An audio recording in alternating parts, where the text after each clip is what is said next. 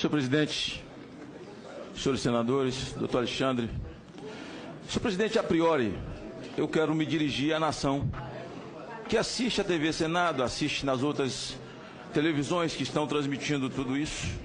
Mais do que muita coisa contundente e palpável, o que eu ouvi aqui foi um show de amnésia. E, em alguns momentos, um show de hipocrisia mal montado e mal contado. O senhor não tem vergonha de ser ministro da Justiça e sair para poder ser indicado para ministro? O senhor que está servindo um governo, o senhor não tem vergonha de ter feito um lobby de gabinete em gabinete? É hipocrisia demais.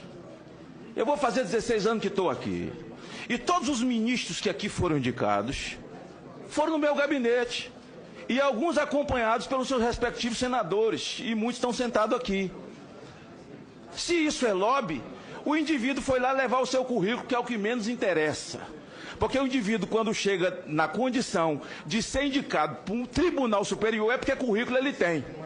Eu quero saber o posicionamento do indivíduo. Eu quero que ele fale, que ele faça reverberar para a sociedade as suas crenças.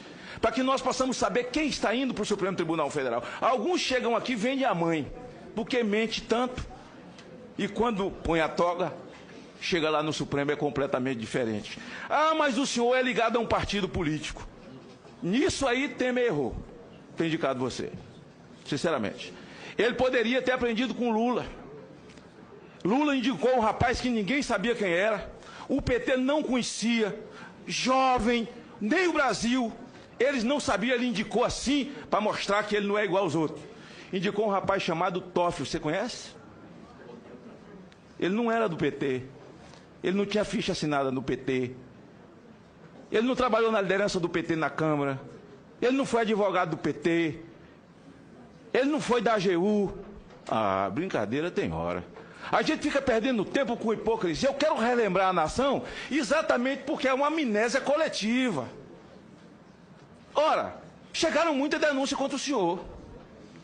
Manifestações contra o senhor. Só no meu gabinete eu posso mostrar 2 caixas de manifestação contra Fachin. Os providas do Brasil, aliás, relembro a nação, que essa é a maior nação católica do mundo. Nós somos um país cristão, de católicos, de evangélicos, de espíritas e que amam a vida. São os providas do Brasil e que se levantaram. E quero dizer uma coisa, o senhor não está indo para o Senado, uma outra pergunta que lhe fizeram, aliás, para o Supremo, para poder blindar os seus amigos? Advirto que quando Fachin foi indicado, e contundentemente um farto material de defesa do PT e um vídeo dele fazendo um discurso maravilhoso, defendendo o PT e as suas teses e arrebanhando advogados, já tinha lava-jato quando ele foi indicado. Ele foi indicado, foi para proteger os seus amigos? Eu vi um negócio aqui, olha, elege-se um julgador ou um blindador? Mandaram Fachin para cá para quê? É uma resposta que eu não posso dar. Porque já tinha lava-jato naquela época, não é? Então, pau que dá em Chico, dá em Francisco. Nós não podemos lidar com amnésia. Não podemos lidar com amnésia. Aqui a minha amiga, senadora Gleice, não vai pedir artigo 14, não. Falou o seguinte, olha, alguns com o Fachin e com o Barroso foram verdadeiros leões. E agora estão se comportando como gatinho. É verdade. Eu vou continuar como leão, vou lhe perguntar, mas confesso, Sua Vossa Excelência, que eu continuo um gatinho, eu. Olha, é verdade que alguns foram leões mesmo, contra Fachin e Barroso. Aliás, com Barroso eu votei aberto, porque disseram que tinha um processo contra o senhor também, mas o senhor sabe que seu futuro pretenso colega Barroso, antes de ser sabatinado, e antes de ir para plenário, ele tinha processo no STJ na Maria da Penha, de ter batido em mulher, o ministro Barroso. E eu votei aberto e mostrei o processo. Por que eu estava votando aberto? Então veja, eu não quero lidar com hipocrisia. Então veja, quando tratam essa questão de uma forma de que nós nunca procedemos assim, nunca fizemos assim, fizeram assim. E alguns naquela época, com Fachin e Barroso, se comportaram como gatinho. mas está se comportando como um leão com você. É da vida, é do jogo. Estão inquirindo. Eu estou falando para o Brasil, é para o Brasil recordar. Eu votei contra a faquinha aberto. E ele disse uma coisa aqui, senador, o que eu falei, depois que o homem põe a toga, é tudo diferente. Não, não se separa um homem das suas convicções. Por isso eu quero saber das suas convicções. Eu quero que o senhor reverbere as suas convicções, para que fique gravado aqui em mim e na nação brasileira, porque o povo brasileiro não tão somente perdeu respeito pela classe política, mas perdeu respeito também pelas cortes supremas desse país, pelo judiciário, até pelo abuso de poder. Pergunta o senhor, pode um ministro monocraticamente enquadrar um poder? Agora a Câmara foi enquadrada por Fux, que é meu amigo faixa preta de jiu-jitsu. Pode o Senado ser enquadrado por um ministro numa decisão monocrática? Aí não é democracia, nós não temos separação de poderes. A nação não pode pagar pelas convicções. Vossa Excelência disse aqui que naquilo, eu vi isso pelo rádio, onde envolver ou processos, ou onde Vossa Excelência militou como advogado, se julgará impedido. Parabéns, porque o ministro Barroso advogou para a Marcha da Maconha e para ONGs abortistas, e ele tem que se julgar impedido dessas matérias que são caras para uma nação cristã nesse país. Passo a perguntar. Alguns pontos, pode anotar.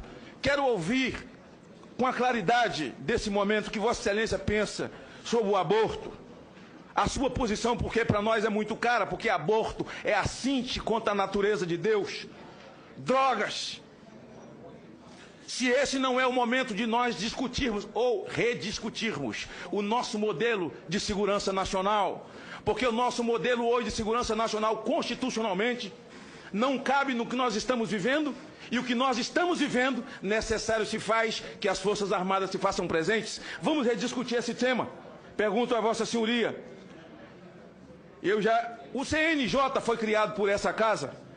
O CNJ é como um tribunal para julgar causas éticas, comportamento éticos ou não éticos de magistrados, como o Conselho do Ministério Público, julgar comportamento éticos e não éticos. Mas parece que o CNJ tomou outro rumo, porque o ex-ministro Joaquim Barbosa, que também foi indicado pelo PT, Joaquim Barbosa, ao chegar na presidência, e certamente se aprovado for com a idade que tem, será presidente do Supremo pelo menos umas 2 vezes, vai dar umas 2 voltas com a idade que tem, vai ficar lá uns 26 anos. Será presidente do CNJ. Joaquim Barbosa determinou aos cartórios que fizesse casamento homossexual. Ora, cada qual segue seu caminho, mas o CNJ é o Legislativo, é o Senado, é a Câmara, está usurpando de um papel que não é seu. Aliás, o Supremo Tribunal Federal tem feito ingerência nos poderes e causado na população brasileira esse repúdio tanto ao Judiciário, esse desrespeito nas redes sociais, quanto na classe política. Pergunto a Vossa Senhoria, ainda, senhor presidente, já encerro aqui nas minhas perguntas, qual a sua posição sobre o infanticídio? Nós temos hoje entre 30 e 40 tribos que ainda praticam o infanticídio e com a defesa daqueles que defendem direitos humanos como se os humanos não tivessem direito.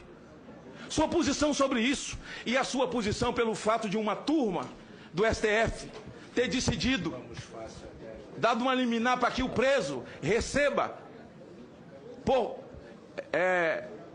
ofensa moral, porque o cárcere onde ele estava muito cheio, cada um R$2.000. Imagine se a moda pega.